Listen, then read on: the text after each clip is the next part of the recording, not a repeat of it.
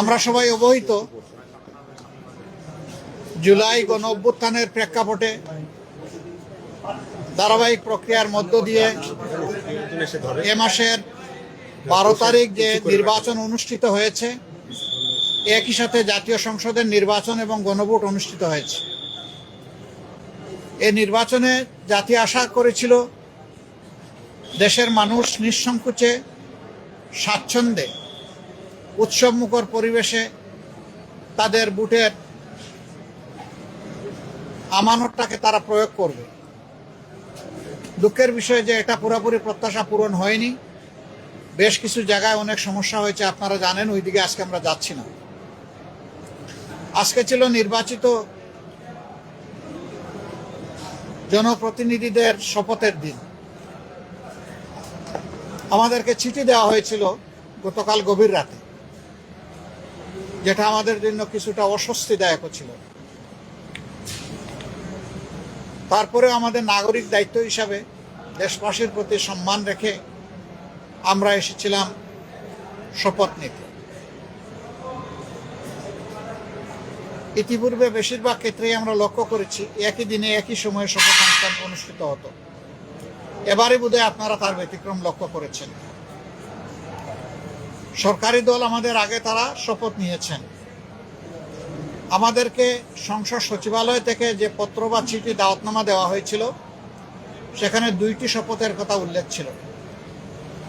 বলা হয়েছিল সংসদ সদস্য হিসেবে আমরা প্রথমে শপথ নিব, একটা সাদা ফর্ম আমাদেরকে বিলি করা হবে, প্রয়োজনীয় লেখাজোখা শেষ করে আমরা সেটা জমা দেব। আরেকটা শপথ হবে জুলাই চার্টার এবং গণভোটের যে প্রজ্ঞাপন হয়েছিল তার ভিত্তিতে সেই শপথটা গণভোটের শপথ, সংস্কারের শপথ। এইখানে সংস্কার পরিষদ সদস্য হিসেবে আমরা আরেকটা শপথ নেব। আমরা হলে প্রবেশ করার পরে সংসদ সচিব আমাদেরকে জিজ্ঞেস করলেন যে স্যার, সকালবেলা সরকারি দল তারা শপথ নিয়েছেন, তারা শুধু সংসদ সদস্য হিসাবে শপথ নিয়েছে, আপনারা কি করবেন? আমরা তখন বললাম যে আমরা 2টিরই শপথ নিতে এখানে এসেছি। আমাদের তো গভীর রাতে আপনারা দাওয়াতনামা পাঠিয়েছেন, তারপরে আমাদের কোনো কনসার্ন থাকলে আগেই আমরা জানাতাম। আমরা কেন 2টা শপথ নিলাম, ওনারা কেন একটা নিলেন? ওনারা কেন নিলেন তার ব্যাখ্যা ওনারা দিয়েছেন। আমরা যে ব্যাখ্যাটা দিতে চাই, আমরা মনে করি যে 26-এ কোনো নির্বাচন হওয়ার কথাই ছিল না। এই 26 সালের নির্বাচনটা হয়েছে 24-এর গণ অভ্যুত্থানের কারণে। আমরা গভীর শ্রদ্ধার সাথে যাদের কারণে আজকের এই নির্বাচন, আজকের এই সংসদ, আমি তাদেরকে স্মরণ করছি, যারা জীবন দিয়ে দুনিয়া থেকে বিদায় নিয়েছেন। আল্লাহ তাদেরকে শহীদ হিসাবে কবুল করুন। যারা লড়াই করে আহত হয়েছেন, পঙ্গু হয়েছেন, তাদের প্রতি আমাদের গভীর সমবেদনা। আল্লাহ তাআলা তাদেরকে সুস্থতার নিয়ামত দান করুন। আর নির্বিশেষে গোটা দেশবাসী ফ্যাসিবাদের বিরুদ্ধে সেদিন লড়াই করেছিল, আমরা তাদের প্রতি গভীর কৃতজ্ঞতা প্রকাশ করছি। সম্মানিত সাংবাদিক বন্ধুগণ, আমরা আজকে হয়তো শপথ নিতে ভিন্ন চিন্তা করতে পারতাম, কারণ জুলাইয়ের আকাঙ্ক্ষা এবং গণভোটের রায়, এই 2টার প্রতি সম্মান দেখানো রাজনৈতিক দল হিসাবে আমাদের পবিত্র দায়িত্ব আমরা গণ্য করেছি। আমরা গণভোটের রায়কে সম্মান করেছি, জুলাইয়ের আকাঙ্ক্ষাকে সম্মান করেছি, যারা আমাদেরকে ভোট দিয়েছেন তাদেরকে সম্মান করেছি, এবং আমরা একমত হয়েছি যে এই শপথ নেওয়া আমাদের কর্তব্য। তবে আমরা মনে করি সরকারি দল শপথ না নিয়ে তারা জুলাইকে উপেক্ষা এবং অবজ্ঞা করেছেন। এতে জন আকাঙ্ক্ষার বিপরীতে তাদের অবস্থান বলে আমরা মনে করি। সংস্কারের বিপরীতে তাদের এই অবস্থান স্পষ্ট। যদিও তারা ব্যাখ্যায় বলেছেন যে সংসদ বসে তারপরে প্রভিশন ক্রিয়েট করে এটা তারা দেখবেন, আমরা এটা দ্রুত দেখতে চাই। যদি তারা জুলাইকে সম্মান করেন, যদি সংস্কারকে তারা ধারণ করেন, যদি আজকে যিনি প্রধানমন্ত্রী শপথ নেবেন তিনি নিজেও নির্বাচনী ক্যাম্পেইনে গিয়ে বলেছেন যে আপনারা গণভোটে হা বলুন, যদি এর প্রতি তারা শ্রদ্ধাশীল হন, আমরা মনে করি তারা ওই শপথটাও নেবেন। কার কাছে শপথ নেবেন সে দাবি আমরা করব না। ওনাদের পছন্দ মতো অ্যাপ্রোপ্রিয়েট অথরিটির কাছে ওনারা নিতে পারেন, আমাদের কোনো অসুবিধা নেই। কিন্তু আমরা দেখতে চাই জুলাই সম্মানিত হয়েছে এবং জুলাই স্বীকৃত হয়েছে। জুলাইকে অসম্মান অশ্রদ্ধা করে স্বীকৃতি না দিয়ে 26-এর এই পার্লামেন্ট নিশ্চয়ই কোনো গৌরবের আসনে বসতে পারবে না। আমরা আশা করেছিলাম তারাও শপথ নেবেন দুইটা, আমরাও নিব দুইটা সকালবেলা। তারপরে তারা আমাদেরকে অথরিটির পক্ষ থেকে দাওয়াত করেছিলেন বিকালের অধিবেশনে, যেখানে মন্ত্রী পরিষদের শপথ হবে, সেখানে অংশগ্রহণ করার জন্য। আমরা প্রত্যেকে 3টা করে কার্ডও পেয়েছিলাম, মানসিক প্রস্তুতি আমাদের ছিল, কিন্তু আমরা এসে ধাক্কা খেয়েছি। আমরা আমাদের জুলাই শহীদদেরকে অশ্রদ্ধা করতে পারি না, জুলাই যোদ্ধাদেরকেও আমরা অশ্রদ্ধা করতে পারি না, যার কারণে আমাদের শত ইচ্ছা থাকা সত্ত্বেও বিকালের এই শপথ অনুষ্ঠানে আমরা যে অংশগ্রহণ করতে পারলাম না, আমাদের একটা আফসোসের জায়গা থেকে গেল। আমরা স্বাচ্ছন্দ্যে যেতে পারতাম যদি আমাদের মতো তারাও 2টা শপথ নিতেন, তাহলে আমাদের কোনো ধরনের কোনো আপত্তির জায়গা থাকতো না। আজকে আমরা যারা শপথ নিয়েছি, আমরা নির্বাচনী প্রক্রিয়ার সময় জামাতে ইসলামের পক্ষ থেকে বলেছিলাম যে আমাদের কেউ যদি সংসদ সদস্য নির্বাচিত হন অথবা আমরা যদি সরকার গঠন করি কেউ মন্ত্রী হন, তাহলে আমরা সরকারি প্লটের সুবিধা নেব না এবং ট্যাক্সবিহীন গাড়িতে আমরা চড়ব না। আমরা আজকে আবার পুনর্ব্যক্ত করছি, আমাদের এই সিদ্ধান্তে আমরা অবিচল এবং অটল। আমরা এটা নিব না এই সুবিধা। এছাড়া বাকি কতটুকু না নিয়ে পারা যায় সেটাও আমরা দেখব। আমরা সরকারি দল হতে পারি না, এই নিয়ে আমাদের কোনো আফসোস নাই। আমাদের আফসোসের জায়গা পরপর 3টা নির্বাচন ধ্বংস হয়ে যাওয়ার পরে জাতি বড় আশা করেছিল, যেভাবে উৎসবমুখর পরিবেশে তারা অনেকে ভোট দিয়েছেন, ঠিক তাদের ভোটের প্রতিফলনটা হবে যখন ফলাফল প্রকাশ হবে। কিন্তু সেখানে অনেক কিছু ঘটেছে, সেটা অন্য এক সময় আমরা বলবো। যার কারণে জাতির এই উৎসব ফল প্রকাশের সাথে সাথে মিলিয়ে গেছে।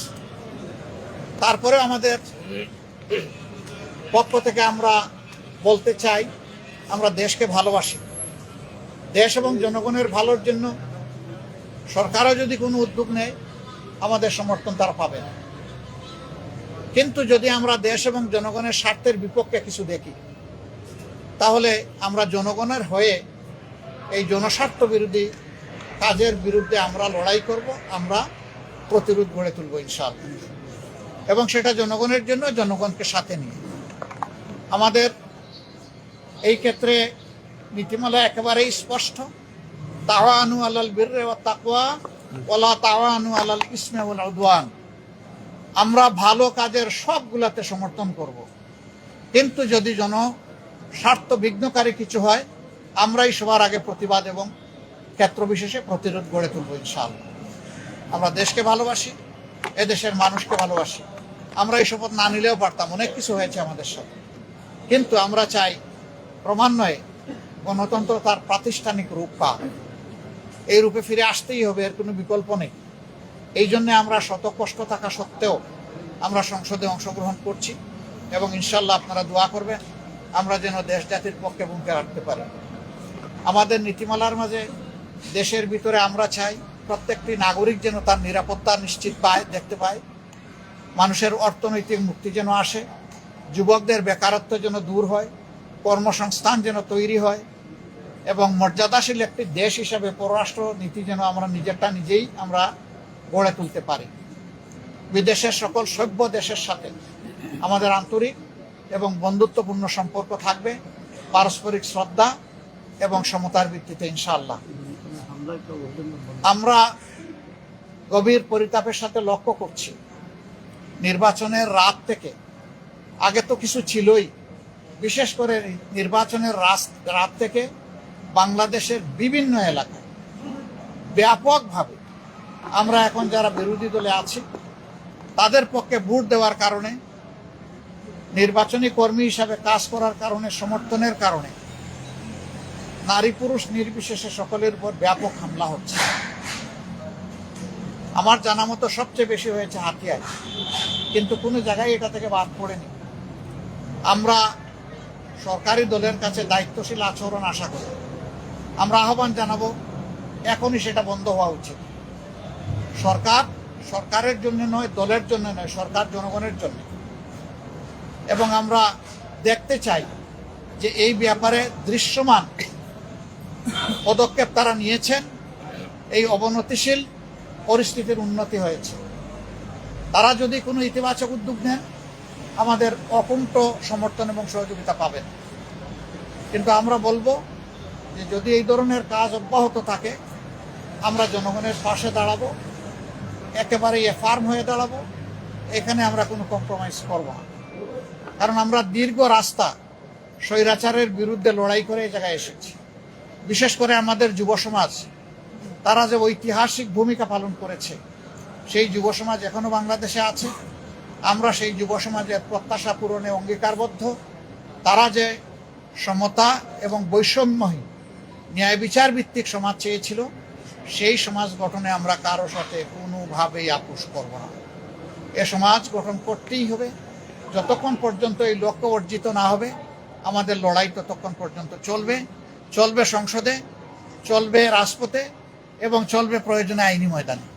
সব জায়গায় আমরা লড়াই অব্যাহত রাখবো ইনশাআল্লাহ। আপনারা দোয়া করবেন, পাশে থাকবেন। আমরা সবাই মিলে দেশবাসীর বুকে ধারণ করে সামনে এগিয়ে যাব। আমাদের কাছে দল বড় নয়, ব্যক্তিও বড় নয়। আমরা আমাদের বিদেশি বন্ধুদেরকে অনুরোধ করব, আমাদের দেশের সাথে, দেশের মানুষের সাথে আপনারা সম্পর্ক বৃদ্ধি করবেন। এখানে আপনারা যদি বিনিয়োগ করেন, আমাদের যুবকরা কর্মসংস্থানের সুযোগ পেয়ে যাবে। আমরা এটাকে ওয়েলকাম করব বিরোধী দল হিসাবে। আমরা চাই আমাদের দেশ এগিয়ে যাক। আমরা চাই না দেশ কোনো আর অন্ধকার গর্তে, চূড়াবালিতে হামাগুড়ি খাক, এটা আমরা চাই না। আপনাদের সবাইকে ধন্যবাদ। কেন এই প্রশ্ন করছেন কেন? এটা আমি ক্লিয়ার করেছি।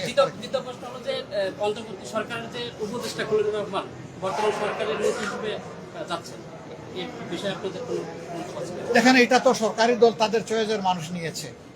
তবে আমরা এটাকে ফেয়ার মনে করি না।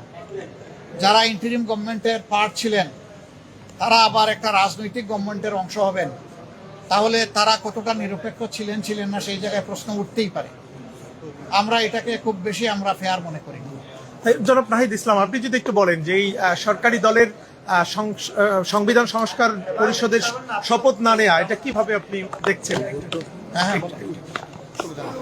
আসসালামু আলাইকুম। আমরা মনে করি যে আজকে সরকারি দল হিসেবে তারা যে সংবিধান সংস্কার পরিষদের শপথ নিল না, এটা গণভোটের যে গণরায় এসেছে হ্যাঁ পক্ষে, সংস্কারের পক্ষে, সেই রায়কে বৃদ্ধাঙ্গুলি দেখানো হয়েছে এবং প্রতিশ্রুতি ভঙ্গ করা হয়েছে। সরকার গঠনের প্রথম দিনই যারা প্রতিশ্রুতি ভঙ্গ করলো, তাদের কাছ থেকে এই দেশ জাতি বা আমরা কি আশা করব, সেটা সবার মনেই প্রশ্ন তৈরি হয়েছে। এবং এটা শুধু রাজনৈতিক প্রতিশ্রুতি ভঙ্গ নয়, এটা কিন্তু আইনি সংকট এবং জটিলতা তৈরি করেছে। কারণ গণভোট যেই আদেশের ভিত্তিতে হয়েছে, যে জুলাই জাতীয় সনদ ব্র্যাকেটে সংবিধান সংস্কার বাস্তবায়ন যে আদেশ, সেই আদেশে সুস্পষ্টভাবে লেখা আছে যে জনগণের যে সার্বভৌম অভিপ্রায় জুলাই গণঅভ্যুত্থানে হয়েছিল, যার ভিত্তিতে সংস্কারের আকাঙ্ক্ষা, সে অনুযায়ী গণভোট হচ্ছে এবং গণভোটের যদি হ্যাঁ পক্ষে রায় আসে, তাহলে শপথ হবে একই অনুষ্ঠানে। সুস্পষ্টভাবে আদেশে লেখা আছে একই অনুষ্ঠানে নির্বাচিত যারা সংসদ সদস্য হবে, তারা সংস্কার যে সভা, সংস্কার পরিষদের সদস্য হিসেবে শপথ নিবেন এবং একই ব্যক্তির কাছেই তারা শপথ নিবেন এবং পরবর্তীতে কার্যক্রম আগাবে। ফলে আজকে যে তারা শপথ নিল না, এটা কিন্তু হ্যাঁ, তারা এটাতে সাইনও করেছে জুলাই সনদ, যার ভিত্তিতে হচ্ছে পরবর্তীতে আদেশ হয়েছে এবং এই আদেশটাকে কিন্তু তারা মেনে নিয়েছে, গণভোটকে তারা মেনে নিয়েছে, গণভোটে তারা অংশীদার ছিল। ফলে যেই ব্যাখ্যা তারা দিচ্ছে, এই ব্যাখ্যাটি একেবারেই গ্রহণযোগ্য নয়। কারণ গণভোট বলতেছে সংবিধানে নাই, গণভোট জিনিসটাই সংবিধানে ছিল না। গণভোটের বৈধতা হচ্ছে সেই আদেশ। ফলে সেই আদেশ সবাই মেনেই আমরা এই নির্বাচনে এবং গণভোটে অংশ নিয়েছি। ফলে এখানে একটা আইনি এবং সাংবিধানিক সংকটও তৈরি হলো। আমরা জানি না এটা কিভাবে, এর মধ্যে শপথ পাঠ করে এই সংকটে